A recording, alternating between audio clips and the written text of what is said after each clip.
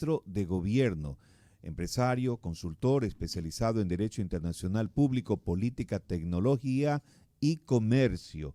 Gracias por estar con nosotros en este programa de entrevistas.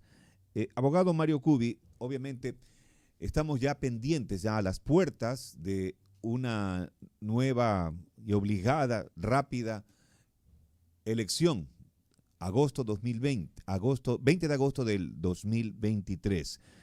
Y por supuesto, ¿cómo va el tema de presupuesto, el tema de la logística que ustedes también como gobierno están preparando para estas elecciones? Tenga usted muy buenos días.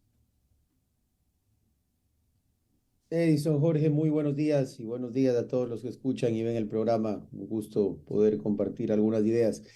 Efectivamente, lo primero, aprovechar el espacio y ya que se menciona el tema elecciones, para hacer un llamado a la responsabilidad a los ciudadanos a que se entienda que es una elección de periodo muy corto en el que su capacidad de involucrarse, de interesarse, de leer, de estudiar, de comprender a los candidatos que se postulan para los distintos cargos, sí define el futuro del país y de sus vidas. Y lo digo porque a veces hay gente que dice, no, a mí no me interesa y no me involucro y no quiero saber nada de la política. Pero hay que entender que no importa si a nosotros no nos gusta la política, igual la política define de manera importante las reglas del juego de que todos los días somos parte. Por lo tanto, eso primero como un llamado a la ciudadanía. Luego, la logística, sí hay que diferenciar, y esto es importante, no vaya a ser que luego algún, no digo ustedes, pero algún otro malintencionado vaya a decir que estamos como gobierno Claro. involucrándonos en las tareas del CNE. Nosotros como gobierno tenemos el proceso de transferir los fondos principalmente al Consejo Nacional Electoral para que puedan manejar el proceso dentro de sus competencias. También, digamos, dentro de las funciones del Ejecutivo, por ejemplo, es el trabajo con el Instituto Geográfico Militar, que se encarga de las papeletas, que ese sí es un reto importante. Las papeletas no son hechas, no es que están ya guardadas en algún lugar, se tiene que importar el papel, se utiliza una tinta especial, hay que imprimirlas, son millones de millones, y luego hay que distribuirlas por todo el país. Normalmente para eso hay un proceso ya establecido cada 2 años en los plazos que se dan. Esta es una elección bastante sui generis para el Ecuador, por lo tanto, ese es quizás uno de los elementos y por supuesto el que para nosotros se convierte en el más importante como gobierno, que es garantizar la seguridad de todo lo que suceda el día de las elecciones, tanto la física de los recintos electorales y de los ciudadanos, como durante el proceso de traslado y conteo de urnas, que si bien lo maneja el Consejo Nacional Electoral, la parte de fuerzas del orden nos compete. Así que en eso estamos trabajando. Por ahora todo avanza sin novedades. Para serle muy sincero, me parece que el CNE pudo haber revisado a la interna de su pleno la oportunidad de haber extendido un poco. Ojo, no hablo meses, ¿no? Quizás unos cuantos días más, porque me parece que 9 días de campaña resulta insuficiente, por decirlo de manera políticamente correcta y delicada, como plazo para que los ciudadanos puedan de manera seria involucrarse, e incluso para los candidatos que están a nivel nacional, ni siquiera alcanza un día por provincia, pero en todo caso a eso, en eso es lo que nos queda al frente, ya en cuestión de 2 meses y 10 días estaremos en una elección, hasta el día martes 13 tenemos el registro de candidaturas de alianzas oficiales, así que veremos con qué nos enfrentamos. Y ellos también sí se quejaron, los señores del Consejo Nacional Electoral, pero por cumplir obviamente la orden de la Corte Constitucional y también de las reformas estas constitucionales de 90 días, todo apretado. Pero me gusta y comparto con usted esta reflexión a la conciencia de los ciudadanos, maduros, responsables, que debemos tomar en cuenta, no solamente para estar criticando, sí que los políticos no hacen nada, cuán difícil es ser, sobre todo, un funcionario público, ¿no? Pero ahí está también el deber del ciudadano. Así como nos interesamos cuando juega la selección, cuando juega nuestro equipo, Barcelona, estamos pendientes, así también debemos estar pendientes de las propuestas cortas, válidas todavía de los candidatos, no solamente también de la Asamblea Nacional, sino sobre todo de estos binomios presidenciales que ya están asomando y apenas van 2 inscritos ya de manera oficial. Esa reflexión es importante, pero también nos preguntamos por qué el gobierno del señor Guillermo Lasso no continuó con este periodo, bien, ya sea por él o por otro candidato que lo represente al partido, creo.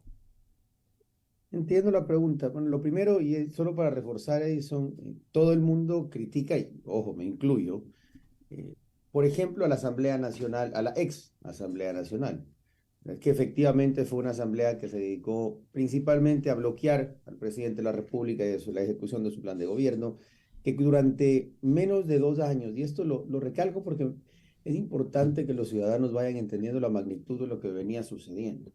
Un poco más de 1.300 pedidos de información a ministerios de parte de la Asamblea, más de 300 comparecencias de ministros de Estado en la Asamblea, Ay. 14 juicios políticos iniciados contra ministros y 4 diferentes intentos de destitución del presidente de la República en menos de 2 años. Esas son las cifras para que entiendan cuando nosotros, el ministro Cucalón y yo muchas veces hablamos de los ex asambleístas conspiradores. No es por politiquería, realmente era impresionante el nivel de ataque constante y de bloqueo. Ahora, ¿por qué le hago mención a esto? Porque parece que todo el país estuvo contento de la decisión del presidente de disolver la asamblea porque estaba inconforme con la asamblea. Pero hay que entender que esa asamblea no la escogieron pues los aliens. Y esta vez la nueva asamblea que se escoge el 20 de agosto tampoco la van a escoger los aliens. La escogen los ciudadanos, la escogemos los ciudadanos y por eso la importancia de saber por quién vamos a votar y que cumple el perfil profesional y que ojalá sea parte de un partido donde al menos tengamos una idea general de cómo van a actuar y que además, por supuesto, no tenga ni siquiera una sombra de posible corrupción o problemas legales anteriores. Pero bueno, entrando a la pregunta como tal, la decisión del presidente de la República, para mí bastante valiente y desprendida, tiene dos elementos que él los expuso el viernes pasado.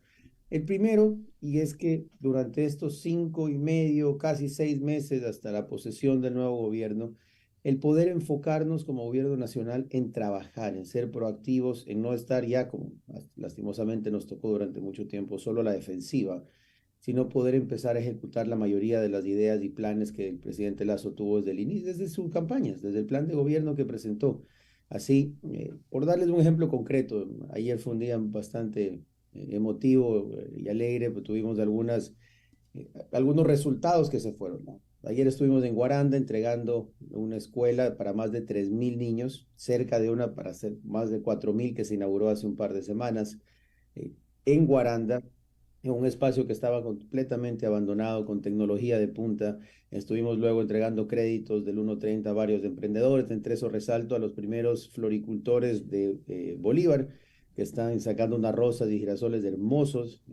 También avanzamos luego a Guayaquil, donde hoy será a las 11 de la mañana en el cuartel Modelo la graduación de 2.200 policías que se suman a la defensa de la zona 8, principalmente Guayaquil, Durán, por los ciudadanos, los decretos ley que estamos presentando. Es decir, es una etapa en la que el presidente decidió que su gobierno gobierne y sirva a los ciudadanos en lugar de entrar a una dinámica electoral que siempre tiene sus características políticas diferentes.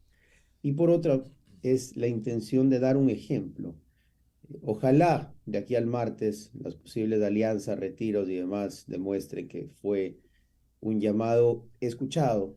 Por ahora me cuesta ver lo que sigue pasando cada día, pero una idea de ir fortificando la posición de una tendencia que no tiene que ser, ojo, no me gusta a mí ya hablar de izquierdas o derechas, que son conceptos más de la época de la Guerra Fría, pero sí de democracia contra autoritarismo, sí de quienes defendemos la estabilidad del Estado de Derecho, quienes defendemos la seguridad jurídica, la necesidad de beneficiar a los ciudadanos con reformas como la tributaria que tenemos de ahora, y quienes abiertamente están dispuestos a tomarse todas las funciones y poderes del Estado para cumplir sus intereses personales.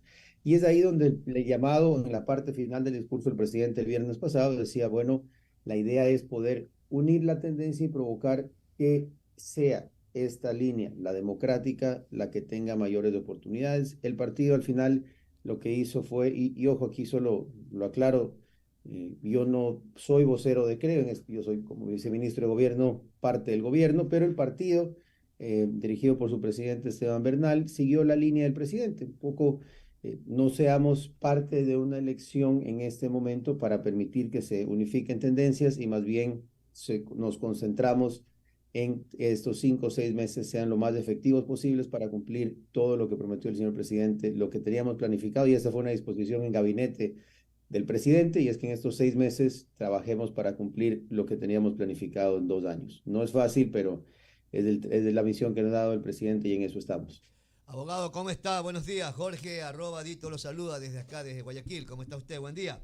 Abogado, esto es historia para el país, esta cuestión de la muerte cruzada. Nunca antes había sucedido algo parecido.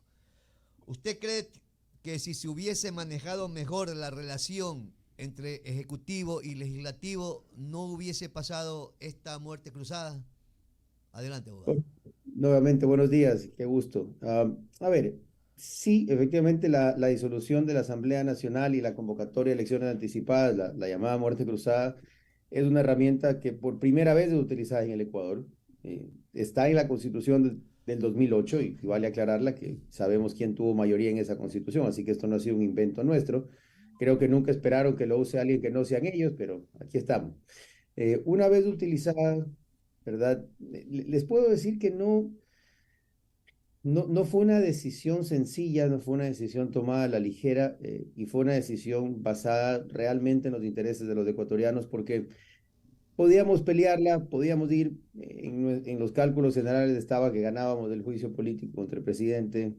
Sin embargo, finalmente la solución no iba por ganar o no ganar el juicio, que eso hubiera sido una victoria política interesante, temporal, sino poder gobernar y poder servir a los ecuatorianos y seguir como veníamos, que insisto, espero que quienes nos escuchan entiendan la magnitud de más de 300 comparecencias de ministros de Estado.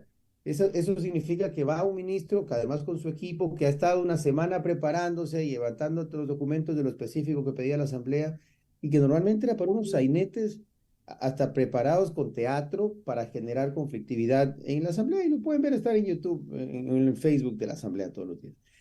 Eso definitivamente fue el principal detonante, el saber que aunque superáramos el juicio político, que era hacia lo que íbamos, iban a continuar siendo 2 años de bloqueo, de conflictos, de leyes que no se aprueban. De nuevo, un ejemplo concreto, eh, y es con esto ir un poco respondiendo sobre la mejora posible de esa relación. Cuando tratamos la ley del uso progresivo de la fuerza, que fue enviada por el presidente con varios elementos, que finalmente sí, fue aprobada, y es lo que decían los asambleístas, pero ¿cómo fue aprobada? Para no extenderme, un ejemplo que me parece todos podemos entender.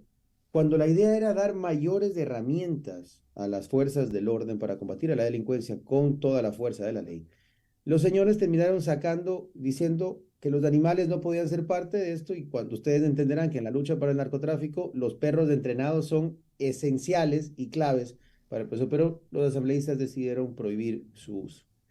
Entonces, ¿se pudo haber mejorado la relación? Probablemente. Si desde el inicio se hubiera manejado un poco mejor esa relación, probablemente podía haber llegado a otra cosa. Lastimosamente, ya cambiar el pasado no es viable. Y para ser sincero, Jorge, aunque sí creo, y el presidente lo ha reconocido, que hubo algunos errores de parte del gobierno que podían haberse manejado mejor, la actitud, y a mí sí me tocó vivirla, incluso durante el proceso de defensa del presidente, de lleno, durante algunas semanas, la actitud de la Asamblea, lastimosamente, en su gran mayoría, no todos, era la de seguir disposiciones de los jefes a los que respondían. Ahí yo nunca vi un grupo de seres humanos reflexivos que, según lo que uno podía conversar o dialogar o negociar dentro de la transparencia y lo que corresponde entre un gobierno y una asamblea, sino quienes estaban recibiendo disposiciones y órdenes directas. Y así es muy, muy complicado, porque ahí se chocaron con algo, y es que el presidente Lazo no trabaja para caudillos, sino para los ecuatorianos. Abogado, pero pongámonos en el escenario de las próximas elecciones. Gana tal o cual tendencia, pero resulta que también va a tener el obstáculo de la Asamblea Nacional. ¿Qué hemos ganado con la muerte cruzada si vamos a llegar al mismo escenario? Bueno, dos cosas ahí. La primera, ganamos estos 6 meses. Primero, bastante tranquilidad. Yo creo que a veces uno se olvida rápido de las cosas, pero hasta hace, si no me falla la memoria, un mes, el país estaba en una guerra abierta, ¿no? Todas las mañanas, todas las entrevistas eran un asambleísta insultando al gobierno, el gobierno peleando con la asamblea, que el juicio, que, o sea, todos los titulares eran guerra entre la asamblea y el presidente, que duró como 5 meses, pues, ¿no? No nos olvidemos que esto empezó desde la segunda semana de enero con los cuentos de los creadores de contenido digital, que después no sirvió para nada, pero que ya empezó a generar el choque y el ruido, y ya el discurso político se convirtió en eso. Entonces, ganamos algo de tranquilidad en el escenario político, ganamos 6 meses, y sí digo ganamos porque si vienes del gobierno el que puede trabajar, insisto, es muy, para mí por lo menos muy enriquecedor en estos días pasar básicamente todas las horas de trabajo preocupado por hacer la articulación que al ministerio y a este viceministerio de gobierno le corresponde entre los diferentes ministerios y carteras de Estado para dar resultados rápidos. Fíjense, con el ministro Ron hemos estado recorriendo y dando resoluciones a muchas de las divergencias en la parte de vialidad. Y así con algunos ejemplos, es decir, vamos a tener 6 meses de un gobierno dedicado a trabajar de lleno por los ciudadanos y dar respuesta a los problemas más urgentes. Ganamos este espacio de decretos ley evaluados por la Corte y ojalá podamos tocar ese tema, de esta Corte que lleva ya hoy 21 días sin responder sobre una reforma tributaria que va a beneficiar a los ecuatorianos. Tenemos también, y la parte quizás más dura, que sí, Jorge, esto es una oportunidad que el presidente, con el uso de la muerte cruzada, le entrega al Ecuador, pero que depende de cómo lo usen los ecuatorianos. Si malgastan su voto o si desperdician el voto, sí, no te voy a decir que es falso que podríamos regresar a un escenario similar al que estábamos, pero eso depende ya de los ecuatorianos. Nosotros respetamos el proceso democrático y más bien lo que se ha planteado con la no candidatización del presidente o del partido es demos la oportunidad a que quienes quieran venir a luchar. Pero ahí sí, insisto en ese llamado a la reflexión, quizás con algo más puntual. Recordemos que el gobierno que ingrese, que entre en diciembre, ya formalmente a ejercer sus funciones, tiene un año, 4 meses, de los cuales los últimos 5 ya son campaña. Entonces, por favor, asegurémonos de ecuatorianos que por quien se vaya a votar, sobre todo para la función ejecutiva, sea alguien con algo de experiencia, porque esto tiene una curva de aprendizaje, ¿no? Lo que te dice la teoría política y la experiencia es que normalmente el primer año de gobierno, el gobierno está aprendiendo, está entendiendo, está armando el equipo, está viendo qué tiene atrás, está además con un presupuesto que nosotros dejaremos saneado, no como lo que nos tocó recibir, pero eso es lo que, ¿a qué me refiero con esto? A que por favor no pensemos en improvisados, no pensemos en gente que recién salta porque qué chévere oportunidad y un partido me quiso prestar el número, porque entonces sí estaríamos desperdiciando esta oportunidad histórica. Hace poco, obviamente, el presidente disolvió la Asamblea Nacional, que era, a luces claras, la oposición del gobierno. Pero también se está presentando un nuevo obstáculo, el Consejo de Participación Ciudadana, que quiere de alguna manera intervenir. Y también incluso la Corte Constitucional, un poquito ahí desdibujado, de lejos, pero también se nota, se siente, si hay un proyecto de ley justamente catalogado como urgente económico, debería ser analizado. Entiendo también que ya ha ido el ministro de Finanzas a aclarar ciertos detalles, ciertas cosas y otros personales, otro personaje justamente del tema económico, que la Corte Constitucional es obviamente la Corte de Cortes y está basado en todo lo que tenga que ver con la Constitución. Ahí también no sienten ustedes, no perciben también una manera de obstáculo también con las decisiones que puede tomar el gobierno en estos meses que le quedan. Sí, eso, mira, es parte natural de una democracia, el tener ciertos pesos y contrapesos o balances. En el caso de la Corte Constitucional, aquí dos criterios.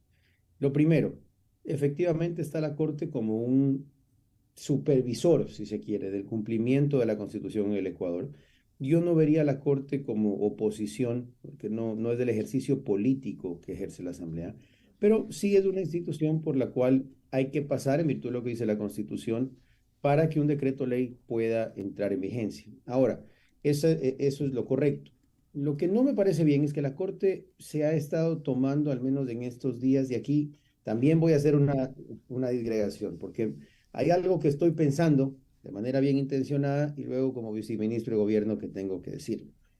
La parte primera, como abogado, yo he sido profesor de Derecho algunos años y la impresión que me da, insisto, queriendo darles el beneficio de la duda, es que como es la primera vez que se está haciendo una evaluación de un decreto ley en la historia del Ecuador, no hay antecedentes, no hay fallos previos, no hay nada que pueda servir como base para dicho fallo. Por lo tanto, es altamente probable que los jueces de la Corte estén en un proceso de debate interno bastante extenso sobre el cómo se debe fallar, ¿verdad? Mi opinión, y lo hemos discutido con algunos colegas, es que esto debería ser un fallo, un dictamen similar al que se hace en una acción de constitucionalidad, algo como lo que hicieron con el propio decreto de la disolución de la Asamblea, el de la muerte cruzada, que lo hicieron en menos de 48 horas con un análisis puramente de ¿es esto constitucional, sí o no? Si no lo es, lo eliminas por inconstitucional, si lo es, se aprueba.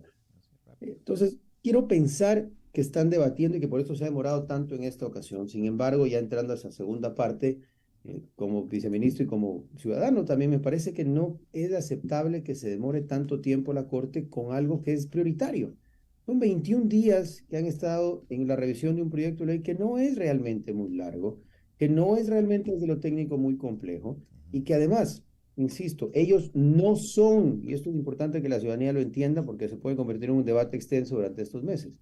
La Corte Constitucional no es legisladora, no es colegisladora. Ellos no tienen que evaluar si les gustan o no los artículos, ellos no tienen que evaluar si es que consideran que son representativos o no, como sí lo hacen las asambleístas en legítimo derecho por su representación política de los ciudadanos.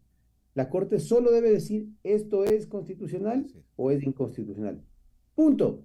Por lo tanto, esas convocatorias de audiencias a las que asistimos como gobierno con la debida defensa técnica, jurídica y también demostrando lo financiero y tributario, donde incluso la Corte abiertamente pidió amicus curiae, pidió que intervengan los amicus curiae, cosa que siempre es aceptado, ¿no? Siempre está bien, pero los tiempos que se siguen dilatando definitivamente no son los mejores. Insisto, quiero pensar y espero sinceramente que la Corte, por ser el primero, tampoco marcando la cancha, dejando los conceptos, la doctrina clara, y que a partir del primero que salga, que debería ser el de la reforma tributaria presentada, los demás sean bastante más ágiles.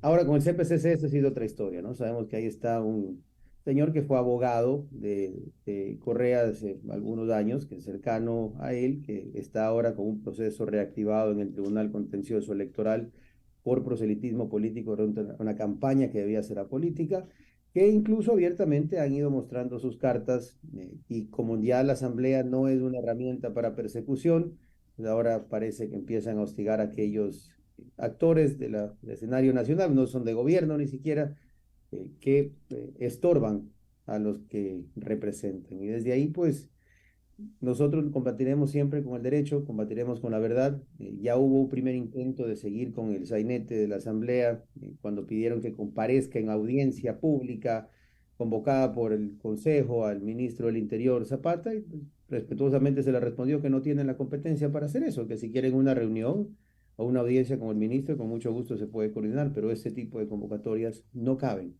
Lo mismo hicieron con la fiscal, que tampoco se presentó porque no tienen esa competencia. Por lo tanto, quizás de ahí hacer una nueva reflexión a los ciudadanos de que no caigan mucho en ese juego. Nosotros daremos todo lo que corresponda en derecho y responderemos siempre a los ciudadanos, pero no permitiremos que luego de haber tomado una decisión tan compleja como la disolución de la Asamblea Nacional para poder cumplir con las gestiones de gobierno, un grupo de irresponsables que también parece que están cumpliendo órdenes de otra parte, permitan la paralización del país.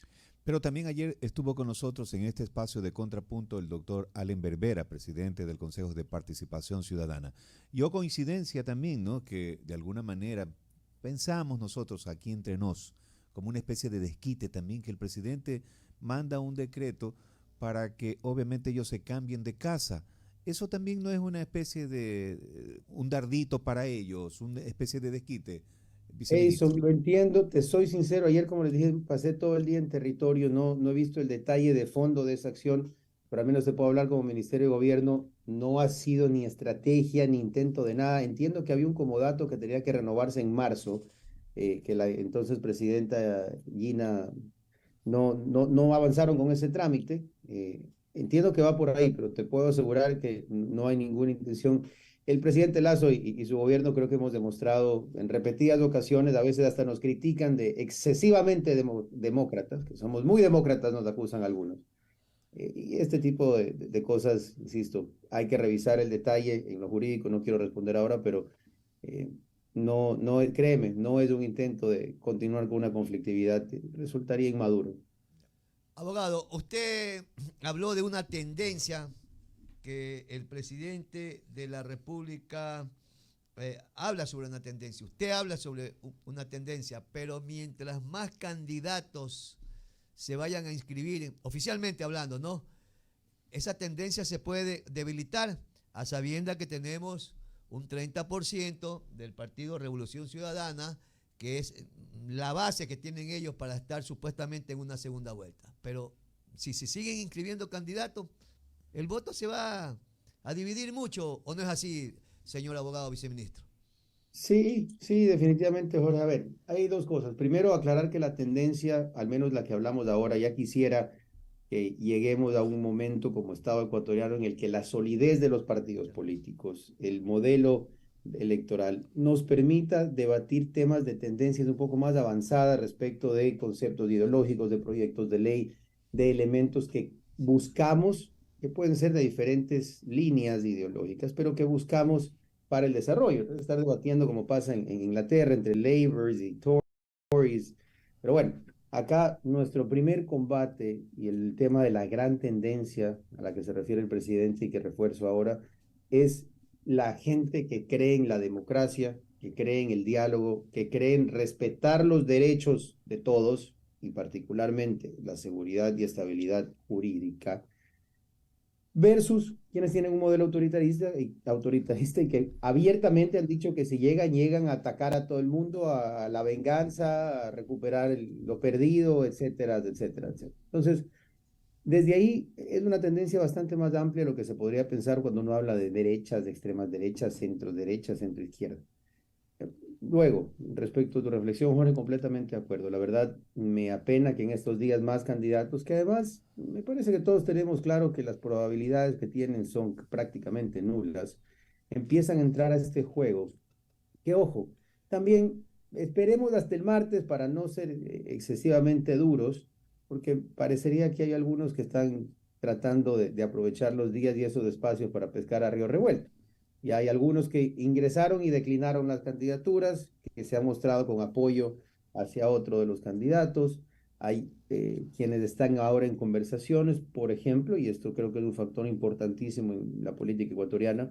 Pachacuti por ahora no define candidato, se dice que no va a poner candidato, puede que apoye a alguno, ese apoyo es un factor importante. Pachacuti, querramos o no, es una fuerza política representativa con números que podrían mover la balanza. Así que todavía hasta el martes 13, que es el cierre con el CNE, vamos a ver en qué papeleta terminamos. Esperaría y haciendo llamado a los actuales, tanto los ya precandidatos como los que están todavía pensando en más bien unirse. Ahora, lo que sí es importante, Jorge, y es recordar que esta elección tiene segunda vuelta potencialmente. Lo más probable, yo no veo a nadie logrando más de un 40% en la primera vuelta. Como bien mencionabas, el partido, bueno, creo que ahora es RC5, ha cambiado de número cada elección para ver si la gente no se acuerda de todas las cosas que se hizo con el otro número, pero en todo caso, 28-30% es su base, de ahí suben, no creo que pasen del 40 ni se acerquen al 40. Por lo tanto, yo sí leo ya desde la parte de análisis político que esta será una elección muy similar al 2021. Seguramente con esa base serán primeros en primera vuelta. Esperaría que alguien más pueda avanzar, pero es lo que en análisis puro en este momento parecería con una campaña tan corta. Y luego, quien quede segundo, que esperamos sea alguien que pueda ir unificando tendencias de aquí al martes y logrando más alianzas y demostrar que están dispuestos a encontrar estos puntos en común en democracia en una segunda vuelta, aunque saque del 19, el 20, el 21, el 22%, que puede verse efectivamente afectado porque si hay 5 o 6 candidatos más o menos de la misma línea, se van a, si se quiere, quitar entre sí, pero al final quien esté en segundo lugar es quien va a ir a pelear esa segunda vuelta. Um, no me gusta esto que tengo que decir ahora, ¿no? Es decir, no es que el que quede segundo irá a pelear, quisiéramos que desde el inicio haya una unificación de tendencias, pero lo planteo para que nadie se vaya a asustar. Esto no repite lo que pasó en las seccionales de febrero, que quizás está muy fresco en la mente de algunos. Por ejemplo, el caso de Quito, ¿no? Que hubo tres diferentes candidatos de una misma tendencia, que el uno sacó 22, el otro 19, el otro 12, y quien ganó de la otra tendencia tenía 23. Es decir, si uno solo hubiera declinado, otro hubiera sido el resultado. Sin embargo, en estas presidenciales no va a ser tan radical la afectación de una división, aunque no me gusta, insisto, pero seguramente habrá una segunda vuelta y ahí hay unión forzada, o debería haber unión forzada entre los que tienen y defendemos la tesis de la democracia versus los que quieren autoritarismo en el Ecuador. Muy interesante. Abogado Mario Cubi, viceministro de Gobierno, gracias por haber aceptado esta entrevista y, por supuesto, en estos cortos meses le seguimos deseando éxitos y que sea todo positivo en este gobierno del el señor Guillermo Lasso. Muchas gracias. Gracias a ustedes, Jason y Jorge, siempre un gusto y a las órdenes.